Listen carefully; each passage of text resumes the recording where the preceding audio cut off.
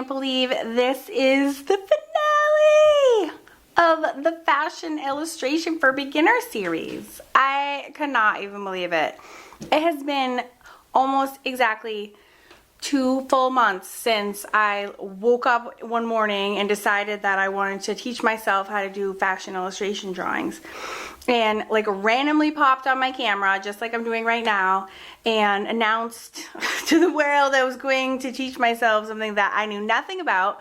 And I had that chintzy little book from Faber-Castell with me. Then I was just planning on to do like 1 or 2 videos to see if that book could teach me anything, if you recall in the first episode, and which by the way I ended up throwing out because it was like completely useless actually. Except for like one little face, one little like when we did the Fashion Faces, I used it for that, but other than that I literally threw it out. It was such a waste, so don't buy that, by the way. But anyways, I can't believe it. It has been over probably 20 hours worth of filming and footage, and I had help with guest artist Claudia Finelli, who was like amazing, and she did all those full watercolor renderings for us, and episodes like, gosh, like 3, 5, and 2 more after that.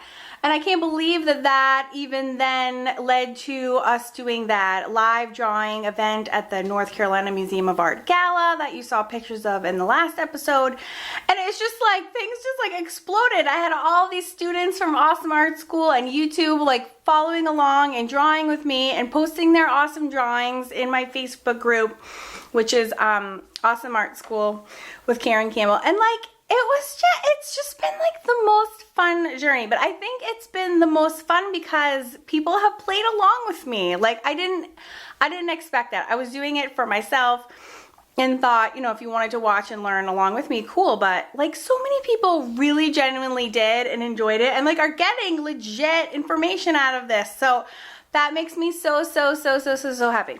So as you know, I mean, the reason I really did do that was because I'm doing all these mixed media projects, which I do for myself, and I just want to like start putting in some fab bodies in there too, and so it's not always just like a face. So I'm so excited that I can finally do that. Yay! So that was like my selfish reason number 1. And reason number 2 is I've had people over the years ask me to publish a book on drawing fun fab figures, and I haven't had the confidence to say I could do that. But now exploring all these techniques and teaching myself and learning, I have like acquired the skill set that I feel like I can do that, especially after doing the Museum of Art and doing life drawing class with Claudia, which I've done before, but it's been a while. But anyways, all of these methods for practicing and doing things have sharpened my skills and built my confidence. And so this January, when my kids return from school, they're on break in the next day or 2, I'm gonna go ahead and sit down and put all these things, these lessons into writing and really focus on developing my style and what my favorite technique is so that I can go ahead and get my next book pushed out, which will be how to draw fun fab figures. Yay! I'm also gonna incorporate a ton of coloring pages in there too, because I figured why not? So I think it's really gonna be real step-by-step. We're gonna do faces. What are you doing? Oh, Zaza.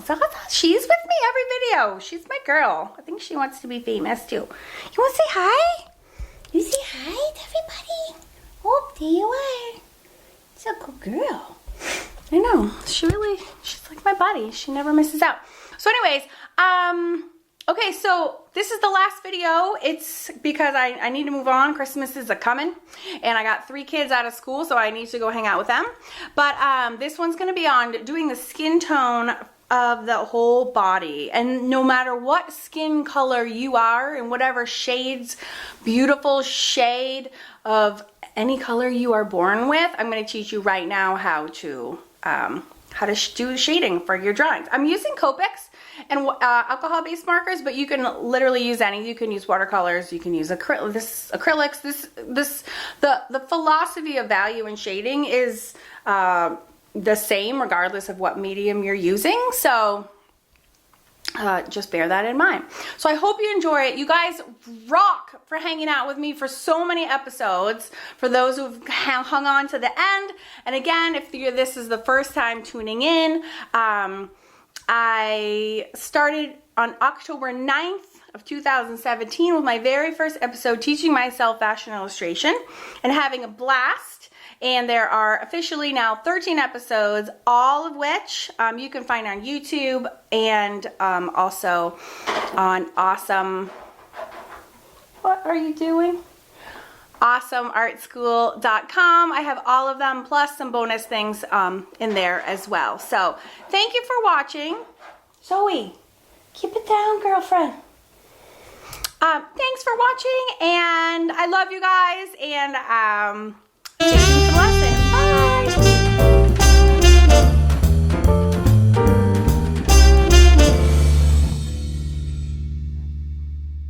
All right, so now it's my turn, and I want to talk about, well, first of all, I just want to touch base on the fact that if you are intimidated by drawing faces to that level of detail, don't worry, because if you remember, and when you're doing your fashion figures, no face is just as completely as cool as having a detailed face, right? And we've seen that time and time again in some of our last videos, right? You can do something like this. You can do something like this. This is one that I drew in one of our previous episodes. Okay, so you see this all the time because the emphasis, remember, is not even on the clothes. It is on, I'm sorry, the emphasis is not on the model. It's actually on the clothes, right? So this keeps the face away from distracting you from all this glam that's happening. So just, you know, to assuage any worries that you might have, these are these super cute stamps that I've collected from the Julie Nutting series. I got mine on Amazon a long time ago, but they're just awesome. I actually bought these for my kids, my children's students, to keep them busy while I was waiting for their parents who were always late to come pick them up. And they are awesome. I use them. They're great teaching tools, actually, when talking about skin tone.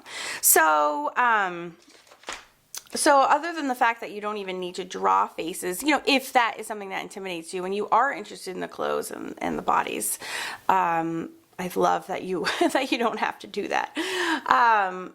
And so as you learned with Claudia, you know, skin colors come in all different shades. Okay, we have these beautiful orange and yellow tones. This is milky white with some pink undertones. You have this, her natural skin color is like a yellowy peach base, and then she has this nice pink contrasting makeup on top. Right, you have all sorts of levels of hue and tones and values, and of course the makeup accentuates all of those as well. So before I jump into anything color, and so that, well, first of all, I did this quick demo off camera just to show you how you can use different colors, families, to create accurate shading and depiction. You know, you have pinks, you have yellows, you have browns, and you have sort of dark mochas, right? And so it's important to think about all those and what a cool range of possibility there is. But before we get into color, it's also important to understand that before you get to the color stage part, no matter what color family you're working in, and that could be greens, it could be pinks, it's any color family. For example, this is a mixed media project that I did, I don't know, a couple months ago, and I use it for the face of my business cards and my postcards. And she is all green. But she's clearly humanoid, right? But I just wanted to show you, if you don't have to draw humans in skin color to understand the principles of shading and value. Okay, so I'm going to do a quick just demo to show you. what, you know, what all that means. So I'm going to do a girl in gray tones, because in my next book, which I am going to do one on figures, because it's, you know, it's been something I've been wanting to do since day one. I'm actually going to do it all I'm doing the whole thing in gray tones, because it's important. You need to hit your gray tones before you can launch into color, to understand what you're doing, because it doesn't matter what color you're doing. What matters is your value relationships and your highlights and your darks. So I'm taking this light gray color and I'm laying this down first. And these are alcohol markers. Okay, so you do your lightest color in your lightest value. This is actually not super light. Okay, but you do your lightest color first, and you can do a pass over everything. And then you want to start with your darkest shade. I always just, as a rule, do 3 values. And you can see this in all my How to Draw Fun Fab Faces books as well, when I teach you how to do your shading. Just as a rule of thumb, just do 3. Because it's, you know that basically your whole scale will be represented if you just make sure you have 3 in there. Okay, so then you're going to put your shading wherever it makes sense. So in here I would do like where it's the same thing if you're doing a close-up face, if then you're doing a faraway face. And I'll show you an example here in these crazy cucaracha faces. Do you see how under the hairline is shaded and around the sides of the face as well? So even in this wonk-tastic abstract drawing, there's shading there, right? So it's under the hair. This is a slightly darker gray that I'm using. The first one, just so you know, was Spectrum Noir. These are not my favorite. I love Copics, but I can't afford all of them. So these are like a buck a marker, so I just get these sometimes. I have a whole range of different brands. But anyways, IG2 was my first one. This is IG4. It's slightly darker. All right, so I'm going around the face just like you saw. Where the hair hits the face is going to be shaded under there. Under the chin there's always a shadow line. And once you learn these, you can just repeat them over and over for your figures. Generally speaking, you can totally get fancy if you want to, but you absolutely don't have to. All right, if the light source is like shining down on her, say it's coming like down on her from the ceiling, everything under, so to speak, is going to be darker, right? So like this side of her arm will be darker. Sometimes you can have a shadow line where her garment hits her body, but everything on the underside is going to be, shaded. Okay, just as a rule. Sometimes you can have their little like collarbones shaded. Collarbones shaded too, but these are very generic stamps. Where the skirt is going to hit her legs, that's always going to be shaded as well. And again, that's any kind of garment. All right, so this leg is behind the other leg. Well, that's obviously going to be in shadow because it's behind it. And you can stick with just one shadow line like that, or you can say, you know, okay, this whole leg is further back than that leg, so you can make this whole leg darker if you want to. Okay, and that's a more dramatic view, which makes that, but it reads very clearly, like this leg is behind this one. But this one is still, the back of this leg is still gonna be in shadow. Okay, so keep in mind that it helps to draw dimension. It helps to give dimension. Even though technically, you know, this whole thing is bright, it reads better just graphically if you have some part of her body being shaded. So you're just adding, this is a great way to add dimensions and take your drawings up to the next level.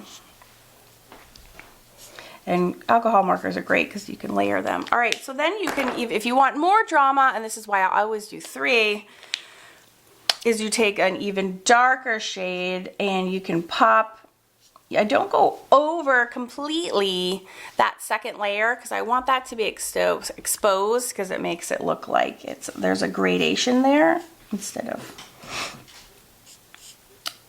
and then you can pop, you know, pop a little bit less into some of these areas.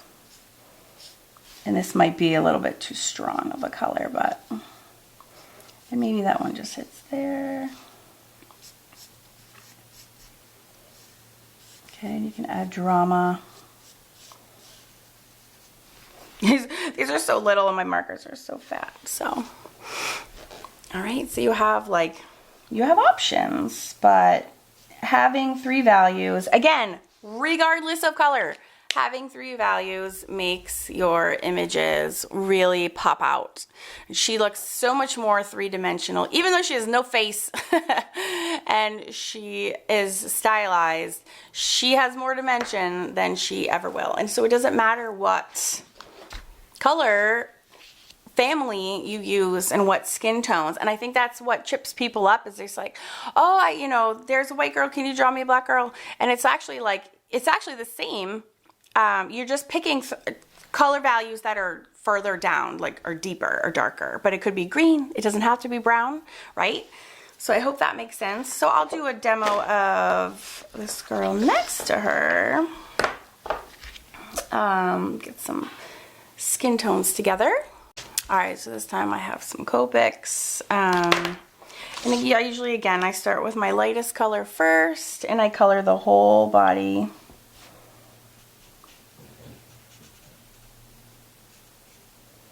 Just do a coat. This is a Hammerhill paper, which is like so dreamy. I will put a link to this in the description box.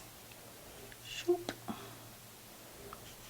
But cardstock will work, Bristol works great too for markers. All right, and again, once you get your shading areas down, it's the same every time. Loosely. It can totally be different if you want to be dramatic, but this is a great rule of thumb to get you started.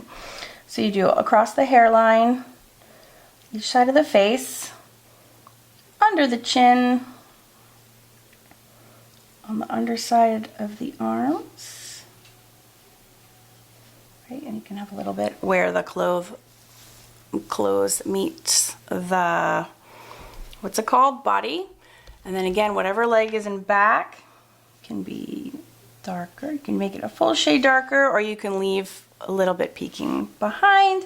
And then where the clothes hits, again, the body, it's going to be shaded. And then usually, it's usually one side or the other of the leg. Okay. And then you move to your third, and I'm sorry, the first color was brick beige, second color sand, third color light suntan. Oh, did you see that? Okay. Okay. And then again, if you want to get really dramatic, you can add this pop of the darkest shade, leaving a little bit of that middle shade still exposed. And you can always broaden out that second shade as well. If you want to make it more dramatic, you can. And then when you put your third shade in, you can do it less.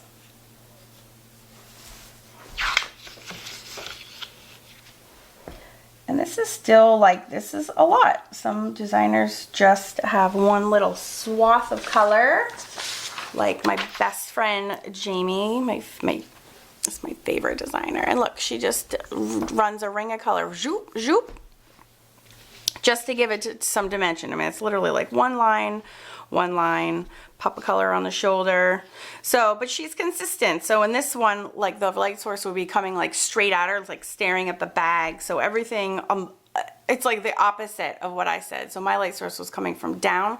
This one, the light source is coming from the bottom or straight up. And so it's the outside of everything is getting shaded. Outside leg, up top of the arms, right? Down onto her cheekbone and onto her forehead. So whatever direction your light source is you're pretending it's coming from, is you just need to be consistent throughout your piece. All right, so there is our gray girl, our light skin girl. Now let's do a dark skin girl. Okay, for our dark skin girl, I'm using Copic and Hazelnut.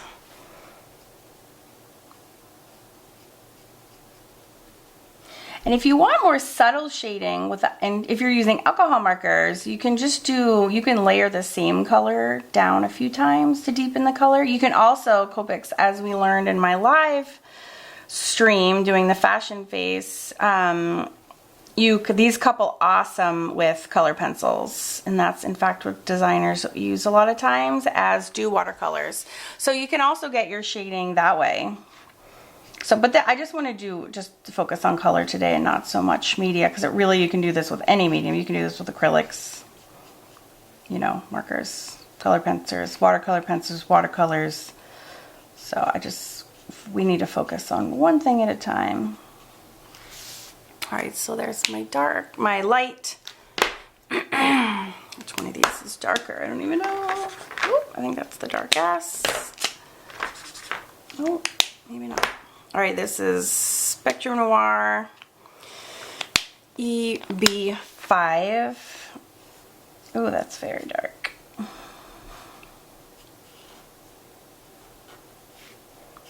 Again, where the clothes hits the body. This might be too dark. This might be my darkest one. Again, the sun is coming down from above.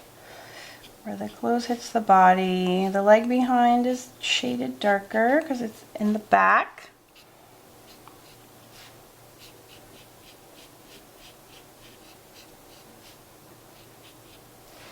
Alright, so this is pretty dark. So let me see if I have one in between, or I can go back to my first color and go back over the transition areas and see if I can just add another layer with the first color again.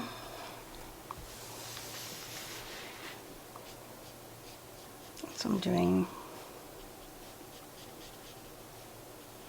okay, that works. And you can even do a third layer, and like, see, the shoulder is back, so like this one might be darker. Deepen that one a little bit.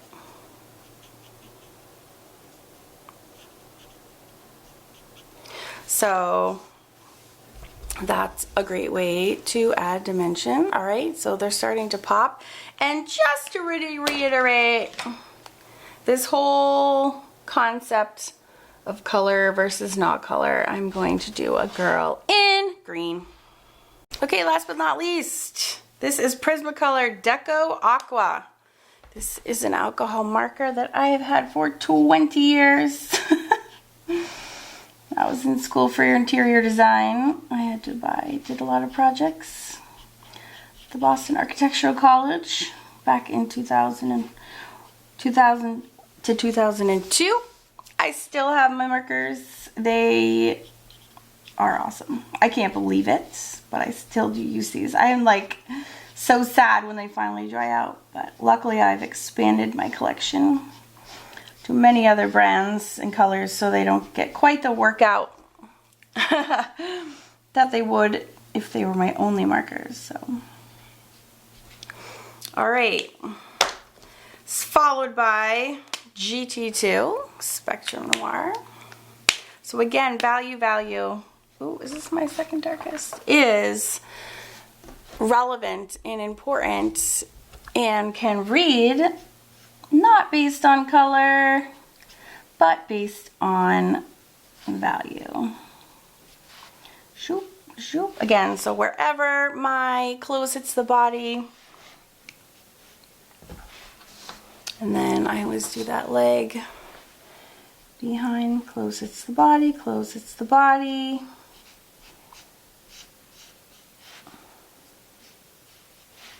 And then in this one, I'm going to do this direction in both.